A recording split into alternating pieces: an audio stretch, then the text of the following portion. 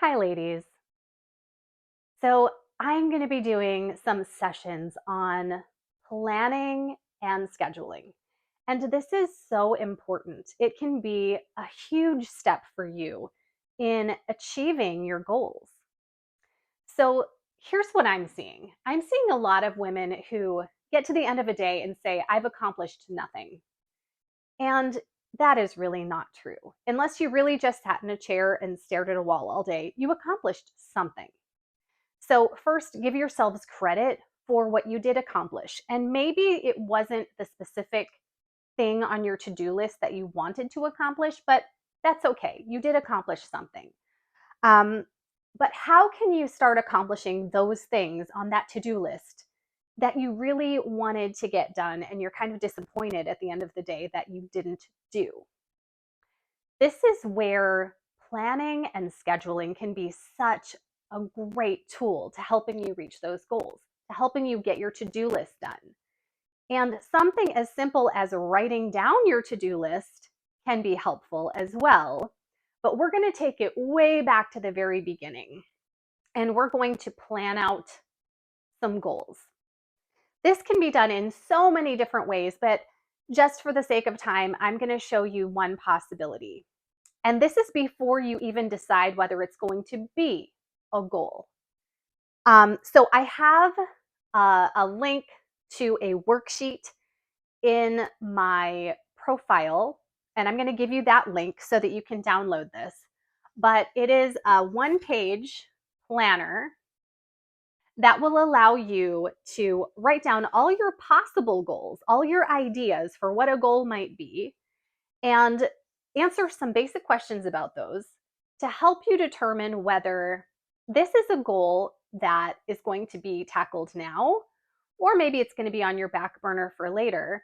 But it'll help you decide whether you even logically have time to work on this goal. And if you don't have time, you can make time. An example of that is I wanted to work out, I didn't have time. I figured out that I can work out on my lunch break, or I figured out that I can go for a walk during a meeting. I didn't need to actually make time for that. I just overlapped it with something else. So there are definitely ways to achieve your goals, even if you realize you don't have time. So we'll go through that a little bit later. What you're going to see here is that you have a whole lot of space for possible goals. And if you want to print this out twice, you can do that. You could also just create an Excel spreadsheet if you want to sort and organize and get really fancy with it, like sometimes I like to do. So you have your possible goals, and here I have a sample. Drink 2 bottles of water a day. And that one's a really simple goal. It could be write a book. And we can go through, that's a more complex goal. So you're going to write down your priority. Is it low, medium, or high? This is just whatever you think it is.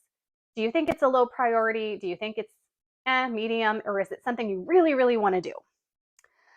You also have your hours per day. For drinking 2 bottles of water, I put about 15 minutes. Like I probably have to fill the bottle up. Maybe it probably isn't even that because I'm really overlapping it with other things. So put in a time that you think it's roughly going to take you per day. Your life impact. This is how much impact is this going to have on you? Is this really going to help you out? Maybe if you're doing organizing my house, if your house is absolutely driving you crazy, it's so disorganized and it's constantly making you late, that might have a really high impact on your life. For water, I put that it has a high life impact because if I'm not drinking water, I'm not going to feel so good. My body is not going to run well. I'm not going to be thinking well. Complexity. How complex is it to do this? Writing a book is probably going to be high complexity. Drinking 2 bottles of water today is probably low complexity. Maybe it's medium, depending on how hard it is for you to drink water, but that's really personal to you. Next, we have our intrinsic. Is it intrinsic or extrinsic motivation? Is this task enjoyable? Is it enjoyable for me to drink 2 bottles of water a day? Not particularly. I don't particularly enjoy drinking water. It's not something that's really fun. So I would say for me personally, might be different for you, I would put no, that task is not enjoyable. Remember that we are more likely to do things that have some factor of enjoyability. That's your intrinsic motivation. So these last four columns here are going to come into play with how you're going to motivate yourself, and they'll actually come into play a little bit later in your decision making. We also have the part of your life that it impacts. Um, so something that you can do is determine what are all the parts of your life. I have work, I have family, or maybe career, family. I have my health. I have fun and entertainment. I have social life. Those are just some of the buckets of my life. So I like to know what part of my life is it impacting? And then I have my value impacted. And you can find links to like value quizzes online to figure out what are your core values. These are the things that matter most to you. And when you're not accomplishing a lot in the areas that you have a lot of value, like for me, family is my number one value. And if I am not spending a lot of time in that area, I'm probably not going to feel so great. And I probably will feel at the end of the day like I didn't accomplish much if I didn't get to spend some quality time with my kids. Now, again, that is just me. Your values are going to be different. And so we have a column though for that to put what value of your maybe top 5 or 10 values is impacted. For me, the bottle of water is my health. So that makes a lot of sense. If I had put writing a book, which it actually is one of my goals, if I put writing a book on here, the part of my life that's impacted might be career, and the value impacted might be something like helping others. I think that's one of my values is like my contribution to society. So it could be something like that. And then the last column is, does it feel like an obligation? Is this something I want to do, or do I have this feeling like I have to do it?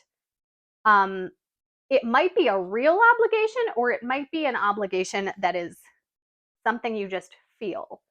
So, an absolute must is I have the obligation to pick up my kids. Now, there could be many ways I pick up my kids. I could have a nanny that goes and picks up my kids. It could be me myself that goes and picks up my kids. I do have an obligation to ensure they are picked up from school or they get home on a bus. There are many ways that that could happen. So, in general, an obligation is something that you absolutely have to do. It's not optional in any way.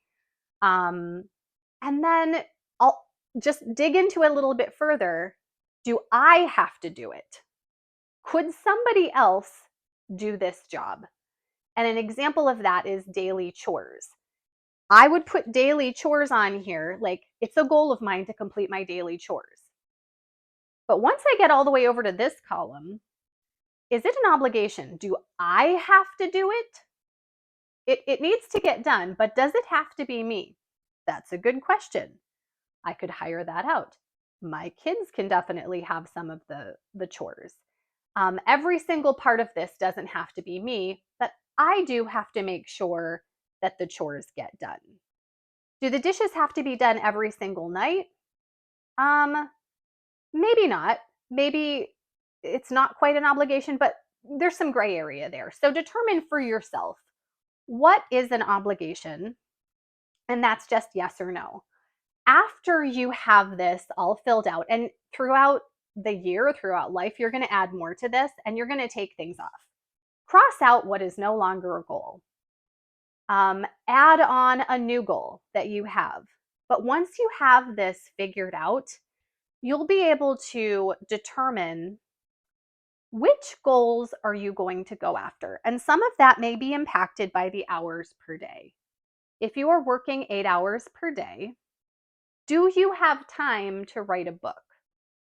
And how much time can you devote to that? And I should add too, if you have something very complex like write a book, you might not know how many hours per day. So put a question mark in there because you don't know what that's going to be yet. That's like a goal that you still need to develop a little bit further. It's highly complex. You might find after you do this sheet that that is one of your most impactful goals and that's something you're going to pick, but you probably are not going to pick to do every single goal on this list. And the great thing about that is if it didn't make um, one of the ones that you pick out, so after you're done, maybe take a yellow highlighter and highlight the 2, the 3, the 5 goals that you are going to do. And we're going to further develop those goals.